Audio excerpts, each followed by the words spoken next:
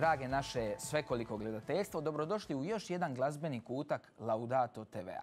I danas vam donosimo samo lijepe glazbene vijesti, jer mladi katolici se raspisali, pišu, komponiraju, snimaju glazbene video spotove i na taj način pomažu nama i vama, dakle svima nama, da i mi malo više promišljamo o Bogu i malo ga više slavimo.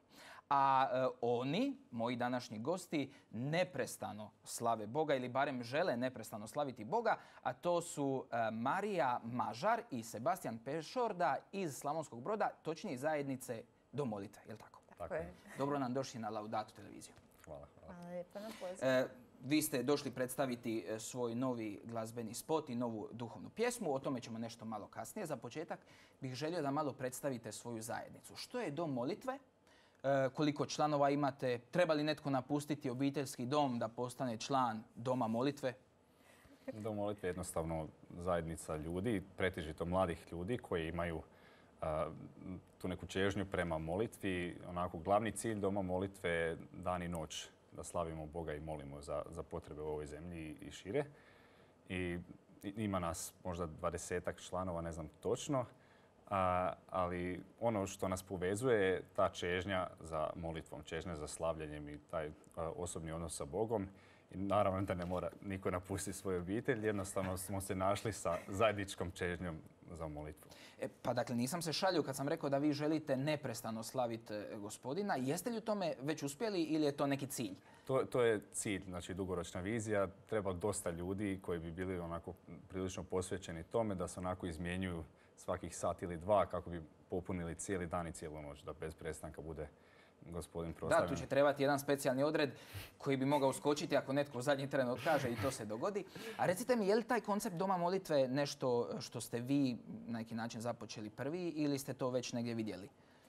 Pa, prvotno je nastao u Kansas City tamo, pa se proširilo na Europu, a mi sami smo naučili od Johannesa Hartla i najvećeg doma molitve u Europi, u Augsburgu. Dakle, tamo ste vidjeli takav jedan koncept. Da. I jedan dio vaše zajednice Doma molitve čini i slavljenički tim. Koliko članova ima slavljenički tim, koliko vas pjeva, svako koliko pjevate ili nastupate? Pa u biti ima nas tako skoro 10 i mi tako kroz tjedan imamo te termine slavljenja gdje različite ekipe, nekad isprepletene, slave, znači nekoliko voditelja slavljenja, znači nije samo jedan voditelj slavljenja, slavljeničkog tima. I tako znači kroz tjedan dosta često slavimo Gospodina, često ne pred publikom, znači zato što smatramo da je važnije slaviti Boga zbog njega samoga, a ne zbog ljudi pred kojima se okupljamo. Dakle, ovo što sada radite, ove glazbene spotove, pjesme koje snimate, to je samo jedan nastavak, jedna dodatna aktivnost slavljeničkog tima. Ono temeljno je zapravo ono što radite u Domu molitve. Zanima me, često se dogodi ovako da čujem u slavljenički tim, svi žele sudjelovati u slavljeničkom timu, molitvenom timu, a kad treba raditi, nitko ne sudjeluje u radničkom timu. Je li u vas tako? Pa, nekad da ne. Vi se trudite da ipak ne bude. A kako primate nove članove u slavljenički tim? Postoji li neka audicija ili vam Duh Sveti nekako providi članove koji lijepo pjevaju? Pa ovisi koliko molimo, toliko i dobijemo. Recite mi, jeste li već neki CD snimili ili ovo je dakle nešto novo što radite? Ovo je naš prvi autorski CD. Koji će uskoro izaći. Dakle, još nije izašao. Svakako je ovo prvi video spot. Mislite li snimati još video spotova? Imate li takvih nekih planova? Znači, idemo da čućemo još nešto od Doma molitve. Zanima me, kad sam mi poslali jedan tekst prije ovog našeg razgovora, spomenuo se taj model harfe i čaše. Pa baš ne razumijem što je taj model i kakvu on poveznicu ima evo s ovom pjesmom. U biti taj model harfe čaše je biti način na koji mi provodimo recimo dvosatni termin u Domu molitve. Znači okupi se slavljenički tim, voditelj molitve i to je u biti kombinacija pjevane molitve i izgovorene molitve. Inače sam naziv harfa i čaša je iz knjige Otkrivenja iz 5. poglavlja gdje kaže kako su anđeli na harfama slavili Boga i sveti prinosili u zlatnim čašama tamjan što simbolizira molitve svetih. Pa onda ta čaša kao molitve i harfa kao slavljenje, kombinacija slavljenja i molitve. Dakle, ova pjesma je dijelom nastala baš improvizirajući, dakle, usred molitve. To je baš meni bilo skroz zanimljivo. Pjesma se zove Tebe slave moje usne. Autorica je Marija. Marija, dakle, osim ovoga improviziranog refrena, ostali tekst je tvoj. Kako je nastala ta pjesma? Kada je nastala?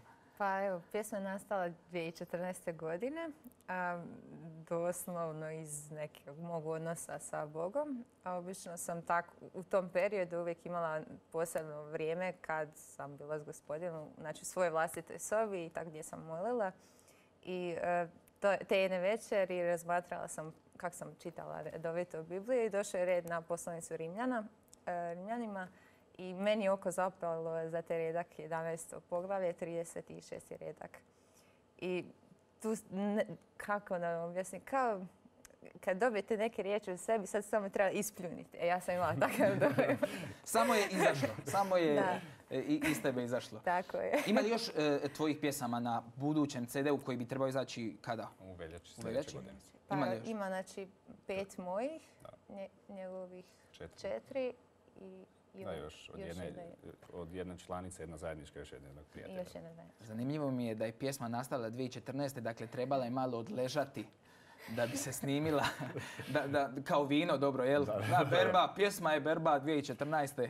Dakle, evo, kako ste se baš odlučili da za tu pjesmu prvu snimite videospot? Pa, to je zanimljivo pitanje. Zato što pjesma je ovako dinamična. Znači, ima...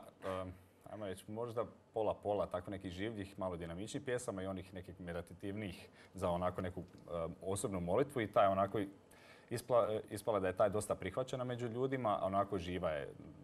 Lakše napraviti spot za neku življu pjesmu i lakše se onako angažiraju ljudi na nju nego neka mirnija. Da, to je bilo isto zanimljivo koliko puta smo je izvodili tako na nekim seminarima našim i bilo je puno odaziva ljudi onako da je opet tu. Jednostavno, ne znam. A što vi mislite, zašto? Baš zato što je življa, jel? Što poziva možda mlade da se pokrenu? Ja bih istakla jednu stvar, baš kad sam je dobila, ja sam to vidjela kao, ne mogu reći, kao neku viziju. Dobila sam čežnju da baš gledam mlade kako skaču na tu pjesmu i onako ne stide se slaviti Boga. Taj dojam sam tad dobila i stvarno se pokazala. A stide li se mladi danas slaviti Boga? Pa, ovisi. Mislim da često nisu baš opušteni. Da se trebaju malo opustiti. A inače u životu čini se da zadnje vrijeme mladi se dosta bude. Ipak da nekako sve odvažnije slave Gospodina, pa je i sve više ovih glazbenih spotova, duhovnih pjesama. Tko je napravio aranžman? Možda da spomenemo evo i te nekakve podatke koji su važni, možda da neko ime spomenete. Aranžman? Da, aranžman Grgur Sesar je u biti cijeli CD. On je radio taj produkcijski dio, pa najviše ide njemu zasluga. Pjesmu ste snimili i cijeli CD na Jarunu u studiju Nove Eve. Spot, tko je napravio spot? Čija je ideja bila za spot? Ideja za spot je bila od Kristine Pešorda, a snimali su Ivan Lovrić i Josip Ninković. Jeste zadovoljni kako je na kraju spot ispao? Jesmo. Vidio sam, nisam vidio cijeli spot, moram priznati, ali sam vidio da su nekakvi kadrovi u prirodi, pa je to zanimljivo. To je negdje blizu vas, u Slavonskom Brodu. Doslovno odmah iza leđa. A da, što ćete ići negdje daleko i onako je, kažete, pjesma već te zove da se pokreneš, da ne odete daleko. Još jedno zadnje pitanje, plodovi. Evo, ova pjesma, to je već na neki način plod Doma molitve i onoga što vi tamo radite. A možete li još neke plodove vaše zajednice, ne samo slavljeničkog tima, evo istaknuti, reći našim gledateljima da se još malo upoznaju s tim dobrobitima Doma molitve? Evo, jedna od zanimljivih stvari da ima dosta mladih ljudi koji su uključeni u rad Doma molitve. Ono što ja vidim da je puno njih baš zapaljeno s tim nekim slavljenjem. Baš imaju tu želju u srcu da slave Boga, onako baš ljubav prema slavljenju. Ja bih se nadovezala da puno tih mladih ljudi koji dožive neki susret s Bogom i dožive to obraćenje i odluče promijeniti svoj život, pa znači, češće idu na redovite na svete mise, na ispovjed, neki koji nisu godinama išli, odlučili su se na tako nešto. Tako da. Bogu hvala na to. Draga Marija, evo i Sebastijane, čestitke i vama i vašoj zajednici na ovoj pjesmi. Mi ćemo dakle danas premijerno vidjeti i glazbeni spot i čuti ovu pjesmu. A vi, dragi gledatelji, čuli ste. Dakle, pjesma je nastala s ciljem da mladi ljudi malo iskaču, da se malo pokrenu, da slave bez stida Gospodina, pa i vi doma bez stida ustanite, skačite, plešite na ovu pjesmu. Nitko vas ne vidi ili vas vide samo ukućani. Zašto ne? Gospodina se može slaviti i na taj način. S nama su danas bili gosti iz Doma molitve iz Slavonskog Broda, a ovo je njihov prvijenac, barem što se tiče glazbenog spota.